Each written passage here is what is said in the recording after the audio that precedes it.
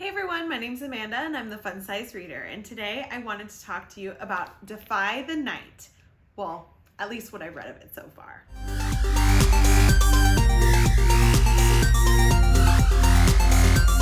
Okay, so Brigid Kemmerer has a new book being released tomorrow, and it's called Defy the Night. Now, I have read Brigid's books before, and some of them I absolutely loved. Some of them weren't really my favorite, but I knew I wanted to read this one. I've been seeing it all over Instagram, and of course I was lucky because my Barnes & Noble put it out early. So I actually got this last week. It was a little bit of a busy weekend, so I didn't get too much into it, but right now I'm about 40% in.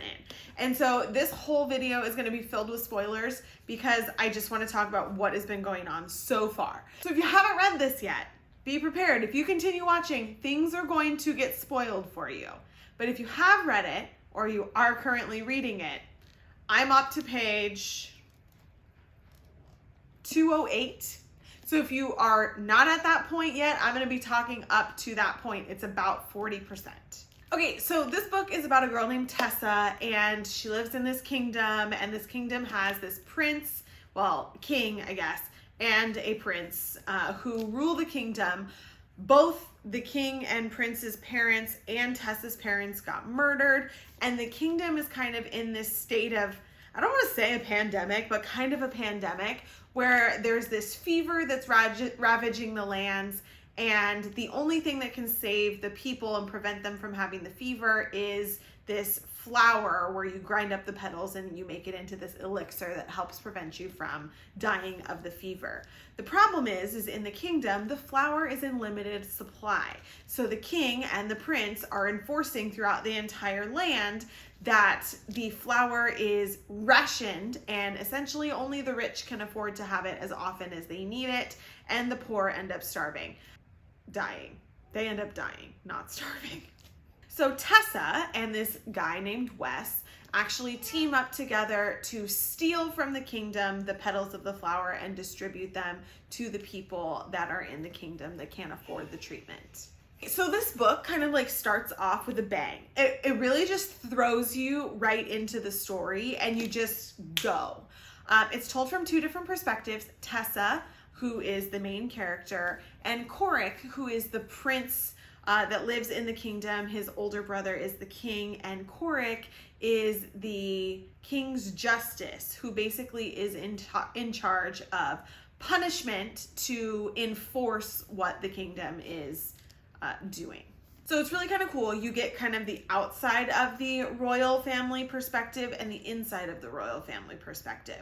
So we get to see both sides of the kingdom's story and how it has to do with this flower. So like I said, it starts off with a bang and it just pulls you in right away.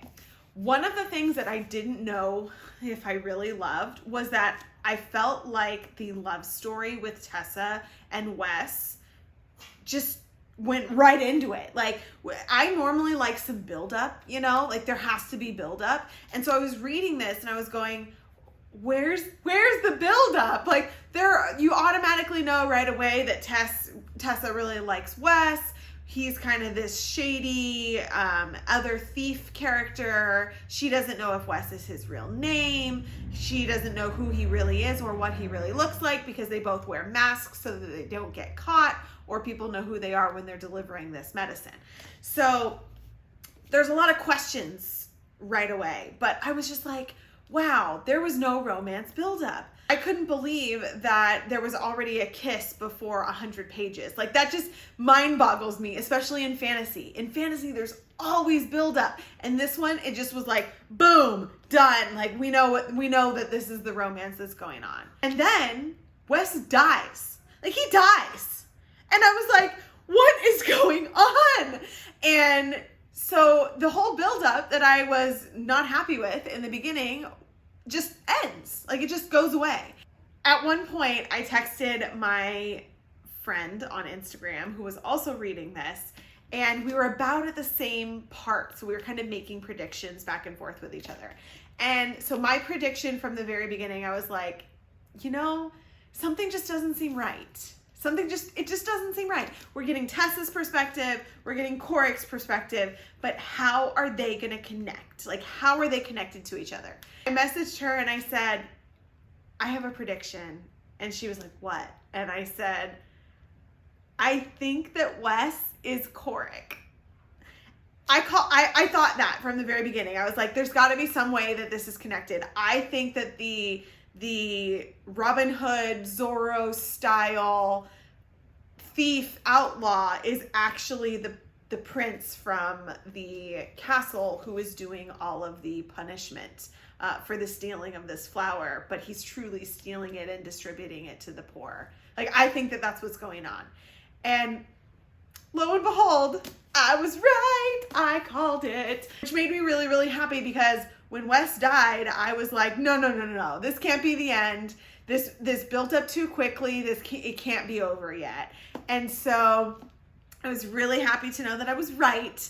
And we only find out because Tessa makes her way into the castle to essentially kill the king and kill the prince for killing Wes, because it was her best friend. She's now alone in life. She has no family, and she can't do what her job was anymore because her partner that was helping her distribute the medicine is gone, right? When she gets inside and we see that Prince Coric takes her to, punish her, and she ends up trapped in his room, and he reveals that he was actually Wes. I just died. I died. I was like, yes, okay, this isn't over yet. Like, there's got to be more that's happening.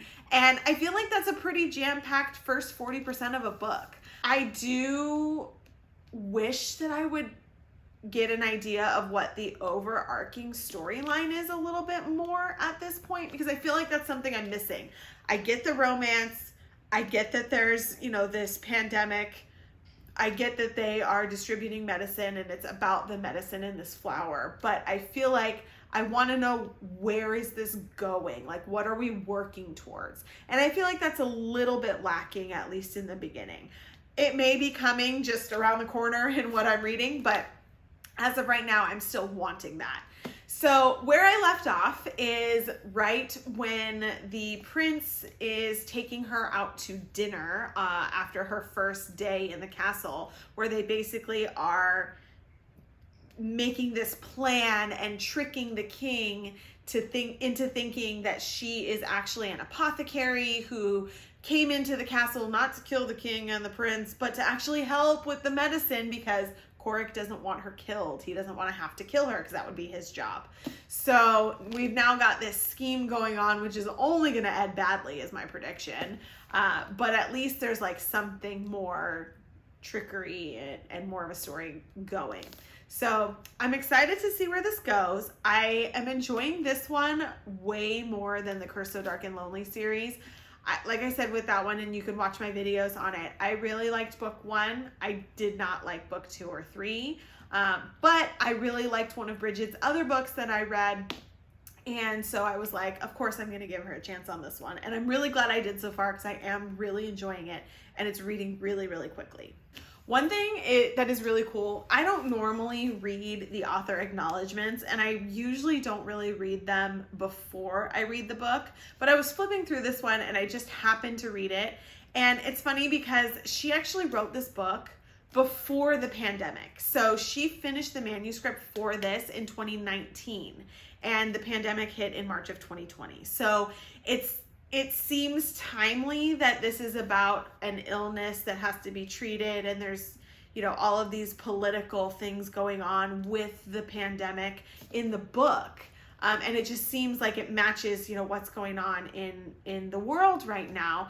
But it's so interesting that she didn't take inspiration from what was going on in modern times. She had already written this book. And so she said she worked really, really hard to try to make it not a mimicry of what was going on in the world. But I do think it was really interesting because she apparently, and she talks about it in the acknowledgements, loves Robin Hood. And this is not her first Robin Hood retelling. Not saying that this is specifically a Robin Hood retelling, but she takes a lot of inspiration from the story of Robin Hood and puts it into this book, and it's really, really evident. I thought it was really cool that it has that aspect of that retelling. It also really connects with what's going on in the world, and it's fantasy and romance and everything that's fun. So I'm really enjoying it so far. I know it's going to be out tomorrow for most people. So if you've had it early, if you got an arc, anything, let me know what you're thinking. Did you finish it? Did you like it? What did you think up until the point that I'm at right now? Try not to spoil it past that point in the comments, because people will read it, and I've already warned you that it's, up to 40%, page 208. So let me know. Let me know what you think. I'm excited to finish reading it tonight. Thanks for checking in and hearing all about my progress on Defy the Night. If you want to chat more, you can find me on Instagram, Facebook, and TikTok at The Fun Size Reader. See you guys next time.